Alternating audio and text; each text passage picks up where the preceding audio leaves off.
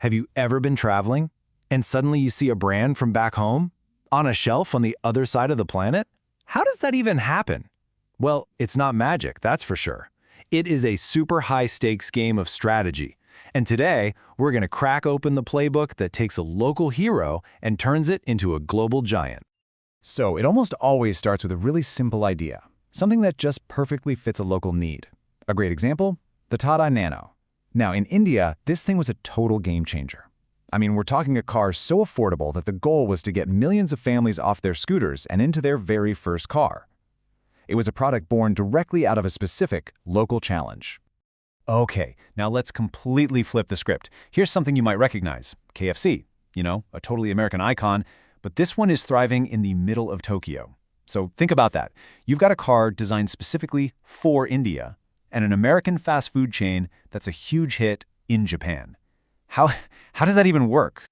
So, that giant leap from a local favorite to a global powerhouse, that's exactly what we're going to unpack. We're going to get into the big decisions, the crazy risks, and all the strategies that make this whole thing possible. All right, so the very first decision a company has to make is maybe the biggest one of all. Do we go global or do we stay home? I mean, staying domestic, it just seems so much easier, right? Safer. You don't have to learn new languages, you don't have to deal with crazy currency fluctuations or figure out a whole new set of laws. So, why on earth would anyone take that risk? Well, because it's the ultimate business gamble. Think of it like a scale. On one side, the prize is just massive. We're talking better profits, tons of new customers, and you're not totally dependent on your home market. But the other side is just loaded with traps. I mean, one little cultural mistake can totally sink your product. And some random regulation you never saw coming, it can bring your whole operation to a screeching halt. And you got to understand, this isn't a sprint. It's a marathon. Companies almost never just jump into the deep end. Instead, they usually follow this very clear step-by-step path. It all starts out super cautiously, maybe with just a few exports here and there. If that goes well, they might bring in some agents on the ground. Then, if that success keeps building, you get dedicated sales teams. And finally, the ultimate commitment, building actual production facilities abroad. It's a really calculated, gradual process. Okay, so let's say the company pulls the trigger. They've decided to go global. Great. But that just opens up a whole new can of worms. I mean, with nearly 200 countries out there, where in the world do you even start? Well, there are basically two main schools of thought on this. First up is what's called the waterfall approach. This is where you go into one country, you figure it out, you master it, and then you use what you learned to move into the next one. It's slow, careful, methodical. Then you got the total opposite, the sprinkler approach. This is where you launch in a ton of countries all at once, trying to make a huge splash everywhere. It's fast, it's aggressive, but man, it's a high-risk, high-reward play. You better have deep pockets for that one. And a huge piece of that where puzzle comes down to this question. Do you go for a stable, predictable, developed market, or do you chase the absolutely explosive growth you can find in a developing market? Just think about the rise of the BRIC nations. That's Brazil, Russia, India, and China. For a while there, they were like magnets for global investment. And look, for a lot of these huge global companies, developing markets aren't just some side project. They are the main engine of growth. Get this, for a brand like Kraft, over a quarter of their entire business comes from these markets.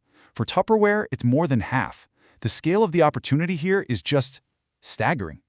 And here's a brilliant example of a company that saw opportunity where everyone else saw, well, nothing. In Mexico, Grupo Electra started selling appliances to customers making less than $10 a day. Think about that. That's a group most companies would just completely ignore. But by doing one simple thing, offering them credit, they unlocked this huge, totally untapped market. The lesson here is so powerful. Sometimes you don't need a new product, you just need a whole new way of doing business. Okay, so you've decided to go global. You've even picked your market. Now what? Well, now you got to figure out how you're actually going to get in the door. And this choice, it's like this constant tug of war between how much you're willing to commit, how much risk you can handle, and how much control you want to keep. A great way to think about it is like climbing a ladder of commitment. Down on the bottom rung, you have the really low risk, low control stuff, like indirect exporting. That's basically where you just hand your product off to someone else to sell. But with each step you take up that ladder, through direct exporting, licensing, joint ventures, you're putting more skin in the game, you're investing more, you're taking on more risk. And the prize for getting all the way to the top, that's direct investment, is getting the most control and hopefully the most profit. So let's zoom in on one method that is super, super popular: franchising. Now, this is way more than just letting someone sell your stuff.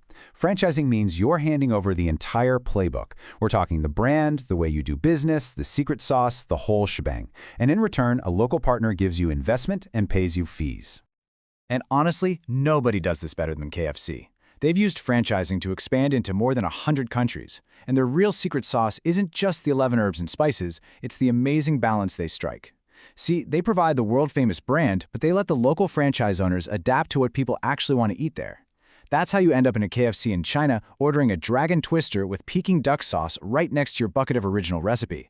It's brilliant. And that idea of adapting, well, it leads us to maybe the biggest strategic headache in all of global marketing. It's this one huge question. Do you sell the exact same product everywhere in the world, or do you customize it for every single country you're in? So you've really got three main options here. First, straight extension. It's the easiest. You just sell the exact same thing everywhere. Then there's product adaptation, which means you make a few tweaks for local tastes. And finally, product invention, where you literally create something new from scratch. But let me tell you, the easy path can be a total minefield. Just ask Campbell's Soup.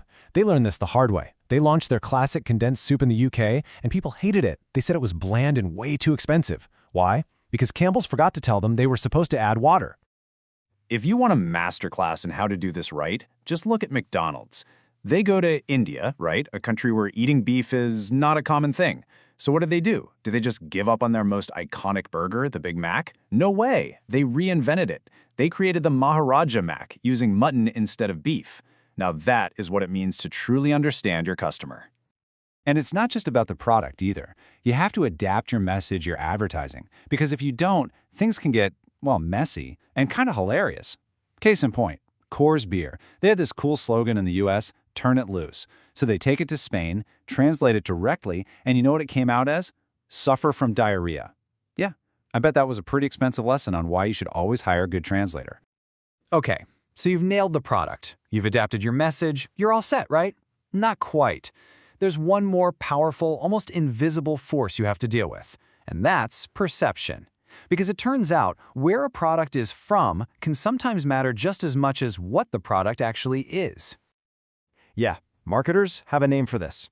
They call it the country of origin effect. Basically, it's all the mental shortcuts, the stereotypes, and the beliefs that we have about a certain country. And without even thinking about it, we project all of that onto the products that come from there. And listen, we all do this whether we admit it or not. When you think of Japan, what comes to mind? Probably cars and electronics, right? Precision engineering? France? You're probably thinking wine, perfume, luxury goods. The USA? High-tech stuff, soft drinks, blue jeans. These national reputations can give a product an instant boost, or they can be a major hurdle it has to get over. But this brings up a really fascinating question for the world we live in today. I mean, think about it. When an American car, like a Ford Mustang, is actually packed with parts from all over the world, and a Japanese van, like a Toyota Sienna, is built in Indiana, mostly with American parts, what does that "made in" label even mean anymore? Is it just a sticker, or does it still, somehow, shape the choices we make? You know, the future might just belong to brands like Haier. Here's a company from China that became a total staple in American college dorms. And it wasn't because of where it was made. It was because they made a great product. Those little mini fridges that perfectly met a need. It's really proof that in the world we live in today, the most powerful country of origin might not be a place on a map. It might just be the country of quality. And that can come from absolutely anywhere.